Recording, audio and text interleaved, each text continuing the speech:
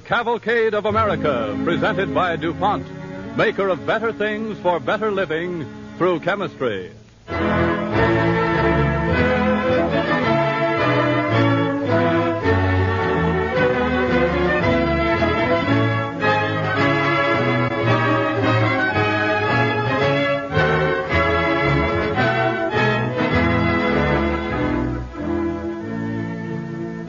To the pioneers of the American continent who built its great nations, and to the millions of men and women who together cherish and preserve a way of life in a new world of freedom, we proudly dedicate this performance of the Cavalcade of America.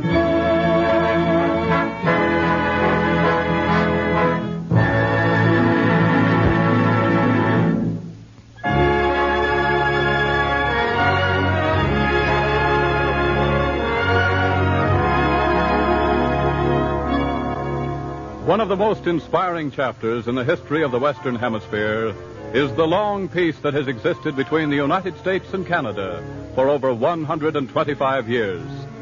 To tell this story, the Cavalcade of America asked the distinguished American writer and poet Stephen Vincent Benet to prepare a symbolical play celebrating this long peace. Mr. Benet has written a poetic play based on historical fact called The Undefended Border. In it, the Cavalcade of America presents the internationally celebrated star, Raymond Massey, known to millions for his performances on the American stage, the screen, and in radio. Our Cavalcade Orchestra and the original musical score are under the direction of Don Voorhees. As a special program, this performance of the Cavalcade of America is to be shortwave to South America. DuPont, maker of better things for better living through chemistry, presents Raymond Massey in The Undefended Border by Stephen Vincent Benet on the Cavalcade of America.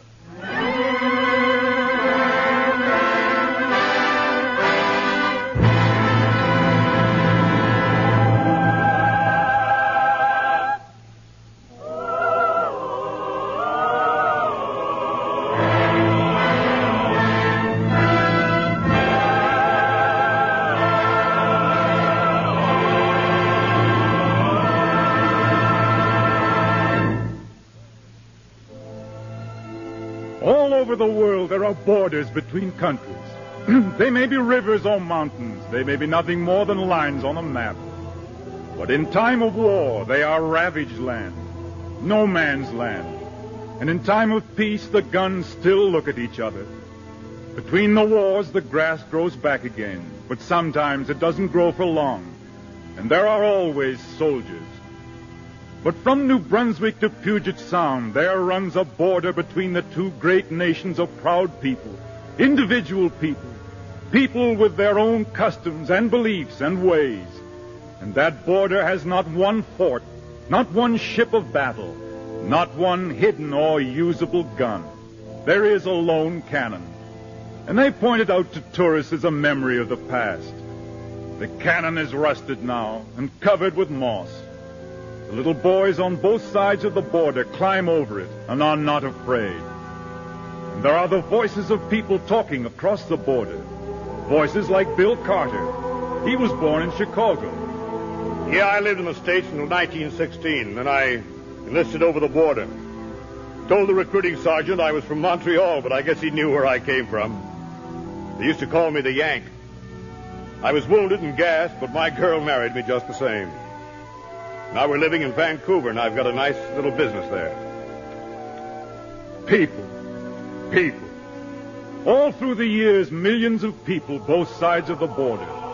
Take Sally Forbes. Sally came from North Dakota. They married young out there in the 70s, and Sally was like the others. She was only 16 when she married Randall Forbes. Randall Forbes. Always said I snatched him bald-headed, but you know how a man talks. Well, we homesteaded near Calgary. The years went by so fast. Randall Jr.'s a doctor in Baltimore. Harry teaches at McGill. I've got one grandchild, Lucy's. Was born in Hawaii. If you're asking about the border, well, I know it's there, but you can't build a fence between a woman and her children. Just the voices of people talking across the border. The voices of people who have known how to share a continent together in peace and goodwill. Through the sun and the rain and the years.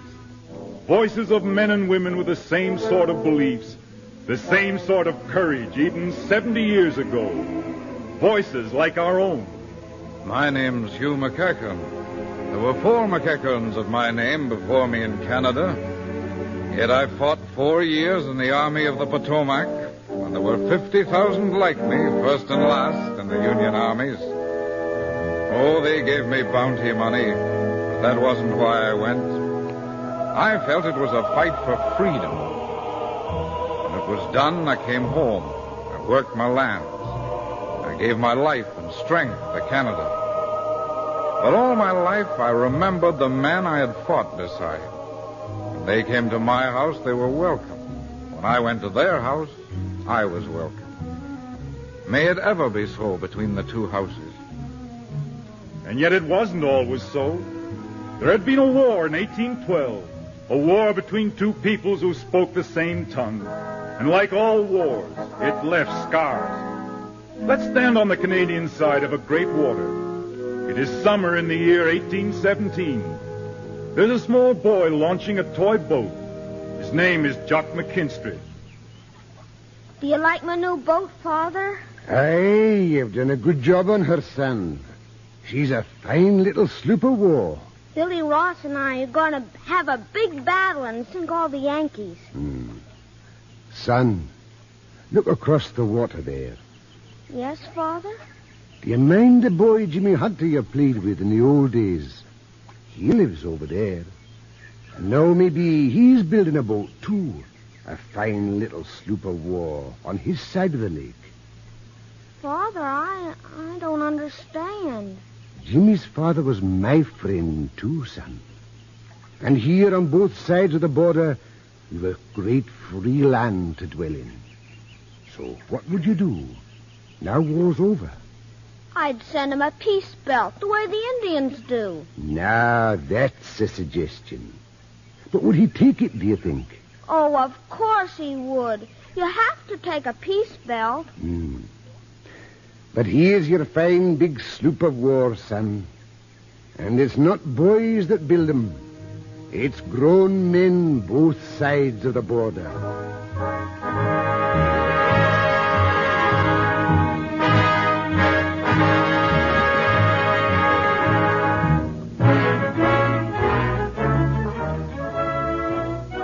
Yes, it isn't boys, but grown men both sides of the border.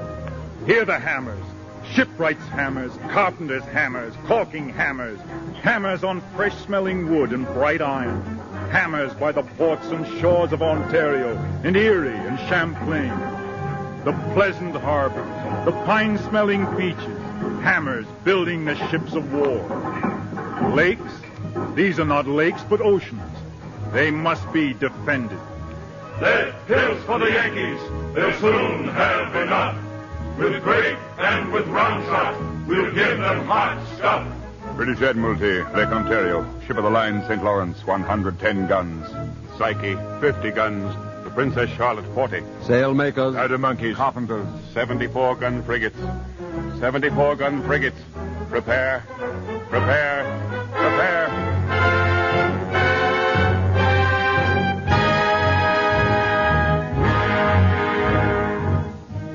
And as it was on one shore, so it was on the other. And have you heard of Perry, of Oliver Hazard Perry? Oh, have you heard of Perry and his famous victory? United States Navy Department, Lake Ontario, the Superior, 44 guns. The Mohawk, 32 guns. The General Pike, 24 guns. Get ready. Prepare. Militia. The Niagara, the Jefferson, 18 guns. Forts. Men. Arms. Frigates. Cannon.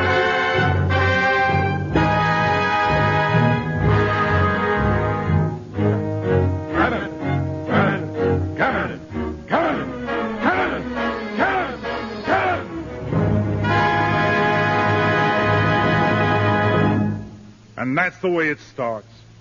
That's the way we know it starts. The border must be kept with forts, ships, and cannon. Come and see how Americans felt about it on their side of the lake in 1817. Jim Hunter! Howdy, Jim Hunter! Jean-Baptiste! Well, come on to shore, you old pirate. I ain't seen you in the coons, eh? Well, I'm glad to see you, Jim Hunter. Well, I'm glad to see you. Yeah. New canoe? Oh, finest damn canoe on lakes. Don't doubt that, none.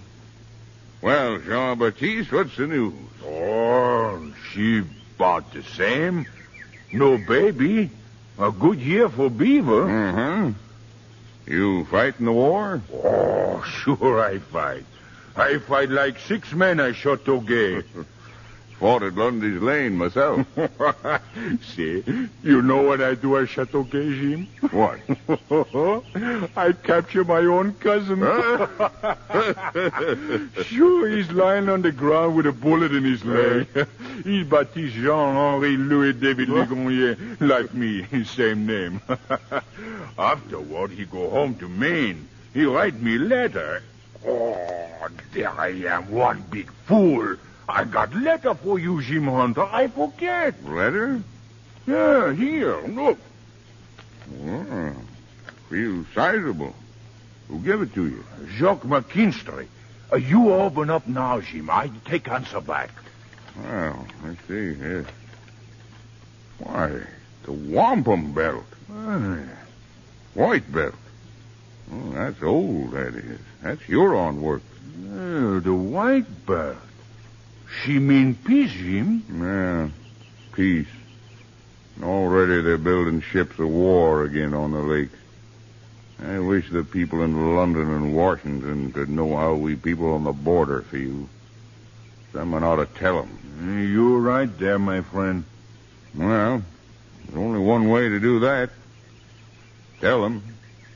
Folks like us can't go across the ocean to London. The man could get to Washington if he'd aim to. I wonder where Washington is. Say it's a long way away.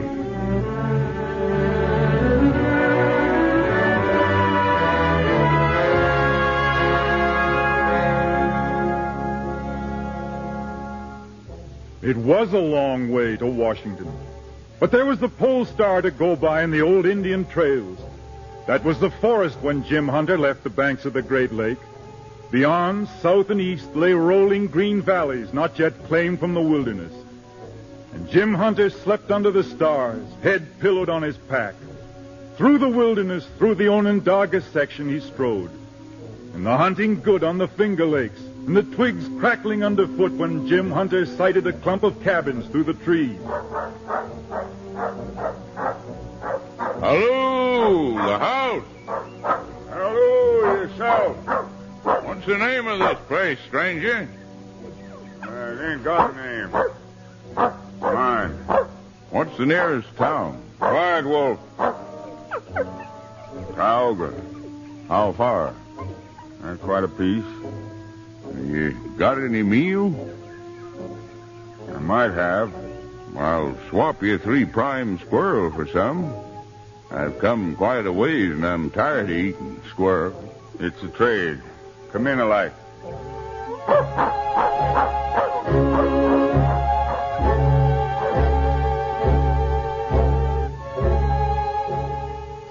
A long way to Washington. The moccasins wearing thin. But there were friends in the wilderness, countrymen.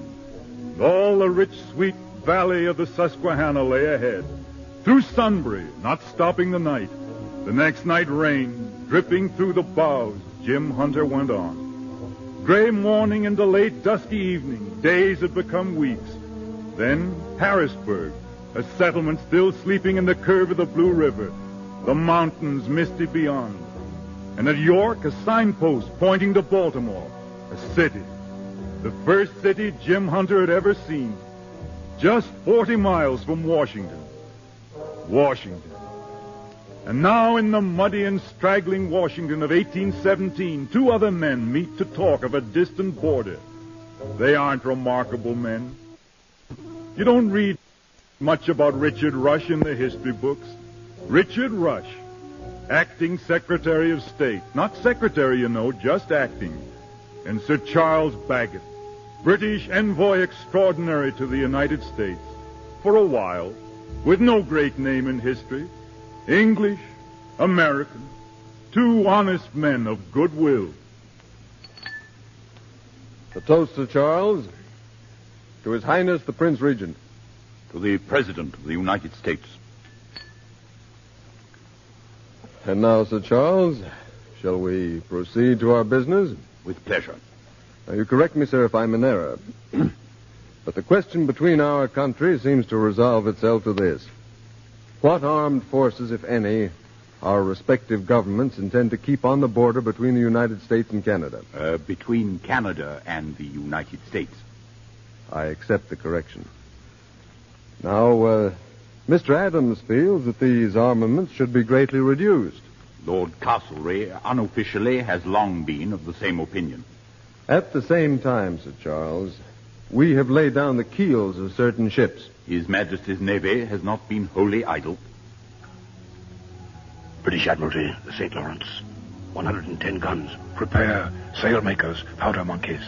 Sir Charles, I don't control the military policy of my government. But as a citizen, I can say we are profoundly disturbed by the recent developments in American waters. The Niagara, badly damaged. Refit. Prepare.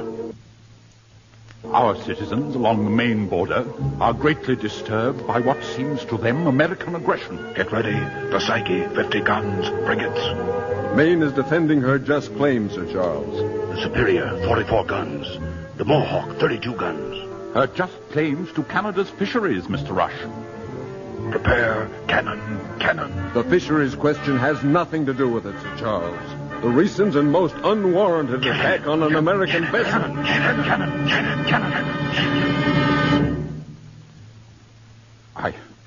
I confess I was growing heated. Your pardon, sir. Another glass of your excellent Madeira. With pleasure. Oh, come, Sir Charles. Let's drop diplomatic formalities for the moment. Now, that border line between us isn't just a set of marks on a map. Let me show you something I received from that border today. Here. Do you know its significance? A belt of Indian wampum. Well, it was brought me this morning by an American trapper. May I ask you to hear his story? Why, of course. You show Mr. Hunter in. Yes, Mr. Rush. Will you come in, sir? Sir Charles, this is James Hunter, one of our frontiersmen. Mr. Hunter, Sir Charles Bagot, His Majesty's Envoy Extraordinary. Your obedient servant, Mr. Hunter. Mr. Rush has just shown me this very interesting belt. Yes, sir. Engine work means peace. And how, if I may ask you, is the feeling between the citizens on the border? Well, it depends. We ain't tame on the border, neither side, but we'd like to be shut of fighting. That's why I brought the belt. You'd like to be shut of fighting. May I ask you why? Well, mister, it's like this. You see, here's me, one side of the lake. Here's Jock McKinstry, the other side. He's got his ideas, and I got mine. He's loyal to the king and crown. I'm loyal to the United States. But we get along fine. Well, Jock McKinstry, send me the belt. He's Scotch, and he don't talk much, but he meant what he said. He meant peace.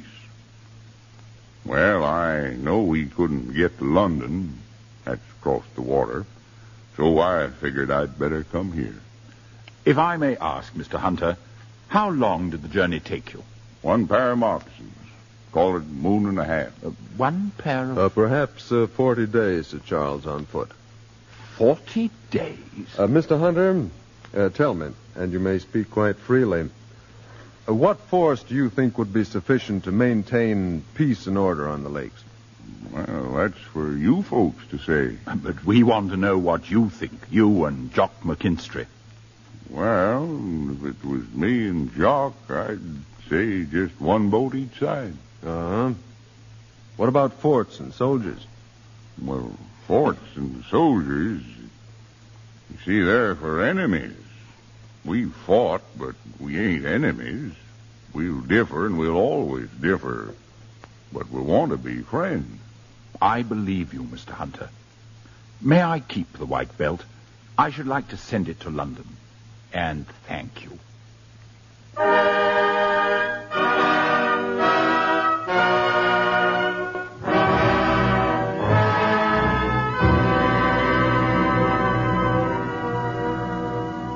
And finally, the Rush-Bagot Agreement was signed in April 1817. James Monroe was president then.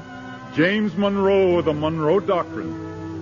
Because of the sense and goodwill of two peoples, the hammers stopped on the Great Lakes. And a board clerk read in the Senate of the United States, "Naval forces to be maintained upon the American lakes by His Majesty's government and the government of the United States shall be confined on Lake Ontario to one vessel not exceeding 100 tons burden and armed with one 18-pound cannon." The lone cannon.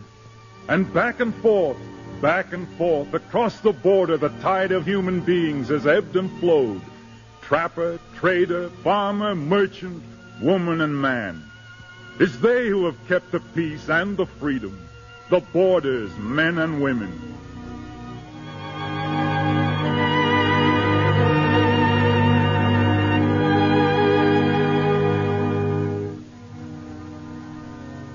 I am the voice of the border. I was born under the maple leaf. I was born under the stars and stripes. I'm people who are used to space and wide skies, to an old and dear tradition, and the wind that blows over a new world. The Douglas fir and the redwood, the trillium and the number one hard wheat, all these are in the veins of my people. The gray stones of Quebec are part of them, and the old French speech, the rolling Dakota plains and the warm, wheat-growing summers, the springs of the Mississippi and the shining Bay of Vancouver, and the rocky shield of the Laurentians, the necklace around the North Pole. Where there is space and freedom, love of law, and love of justice, you will find my people. We live next to each other, and we're used to each other's ways. We swing the same kind of axe, and we drive in the same kind of cars. We marry back and forth, and the children don't quarrel. We've had a lot of history together, and our wide earth remembers it. We've had William Lyon Mackenzie and John Brown. We've had Sir Wilfrid Laurier and Teddy Roosevelt, and John A. MacDonald and Abe Lincoln. We've had folks who tried to sow dissension, too, but they never raised a crop, and they never will.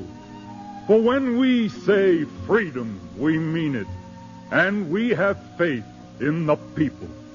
Dominion, republic, we have faith in the people, and together we'll keep that faith for the years and the children still to be. We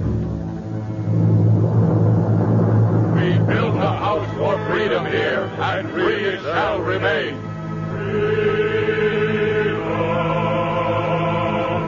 We built it out of northern pine and Manitoba grain. Freedom. We built it with our hearts and lives from Puget Sound to Maine.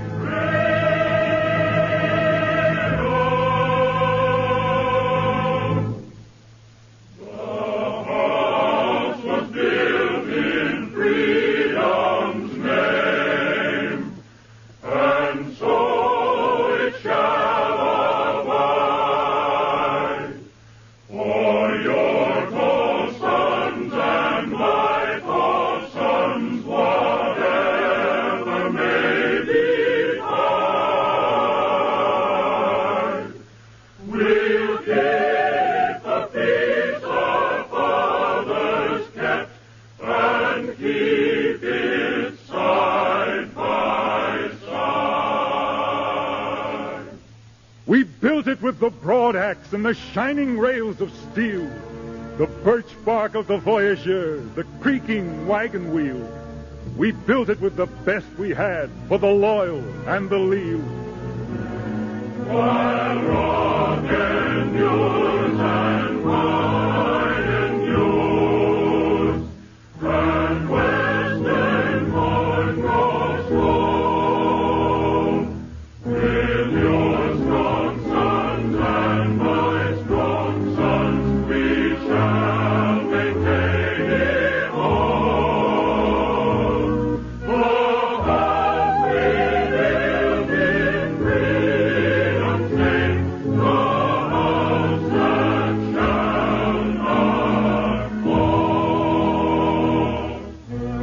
great house of freedom, the house that shall not fall.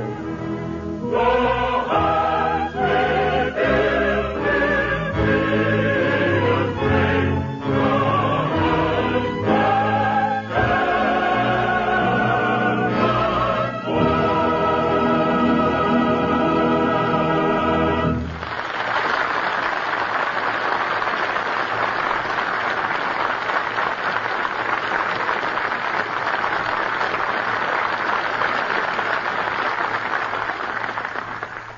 The Cavalcade of America thanks Raymond Massey and the Cavalcade Players for their performance of Stephen Vincent Benet's original radio play, The Undefended Border. And now the DuPont Company brings you its story from the wonder world of chemistry. Over the trade routes that bind the countries of the Western Hemisphere flows a never-ending stream of goods. Rubber, machinery, hides, spices, tires, shoes, automobiles, copper, foodstuffs, textiles, all the good things of living. One of the most important of these textiles is rayon, and our story tonight is about this product of chemistry. Rayon is made of cellulose from cotton or from wood. Most people know that. Not so many know that one of the most important ingredients in rayon yarn, and the most carefully measured, is time. Time, the fourth dimension. What do we mean when we say rayon has time spun into it? Well, in the viscose process of making rayon, the sheets of cellulose, which come to the rayon plant looking like great squares of blotting paper, are soaked in a solution of sodium hydroxide for a definite length of time. Thus, time enters into it at the very beginning. After soaking, the cellulose is shredded for 3 to 4 hours by machines that look like gigantic lawn mowers. It tumbles from these machines into storage bins in the form of coarse snow or crumbs. The crumbs are stored away for 2 days, time again entering the process. It is stored away, oddly enough, to rest, and not merely to rest, but to rest for a certain specified length of time. Left alone in the dark for 2 days, the molecules of cellulose grope toward one another and clasp hands like youngsters playing a game. The white snow in the next step turns to the bright color of a pumpkin. Curiously, it smells like a pumpkin. Then the orange crumbs become a brownish-orange syrup, and the syrup again must be stored away in vast white tanks in a cold room. More time is necessary. It is almost as if someone said, "Tomorrow you are going to be spun into silvery, glistening yarn. So please sit here a while and get used to the thought." At last, the spinning solution is pumped out through tiny spinneret holes to form into thread. From cotton or wood cellulose to thread, the process takes 5 days. And the glass wheel that draws the thread from the spinnerets must whirl at exactly so many thousand revolutions a minute. Just as exactly timed as the whirling bucket into which the yarn falls from the wheel. Again, time. Time. The chemist knows time must be steeped into rayon, soaked into it, spun into it. He knows exactly how much time. 2 days here, 94 minutes there. Because he wants to make the best rayon, he gives it exactly the time it needs. Time is a very precious ingredient that the chemist includes along with other materials. The woman who buys a dress woven of rayon yarn may think she is merely buying a dress. But it's every bit as true to say she is buying a garment cut of the mysterious cloth we call time. Time, handled as an essential element and with sure knowledge by the workers of DuPont, is an important ingredient of all the products bearing the DuPont Oval housemark. Products that are better things for better living through chemistry.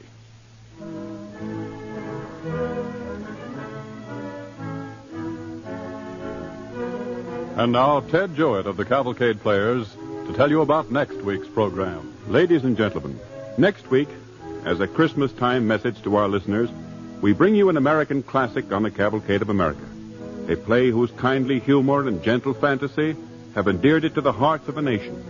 The Green Pastures by Mark Connolly. For the first performance of this play on the air, Cavalcade has assembled before its microphones a great and talented cast, including the world-famed Hall Johnson Choir and many of the original Broadway cast.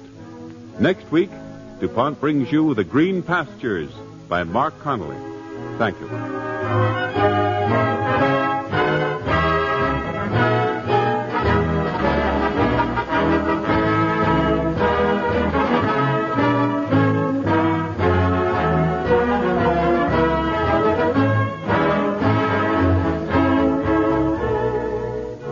On the Cavalcade of America, your announcer is Clayton Collier, sending best wishes from DuPont.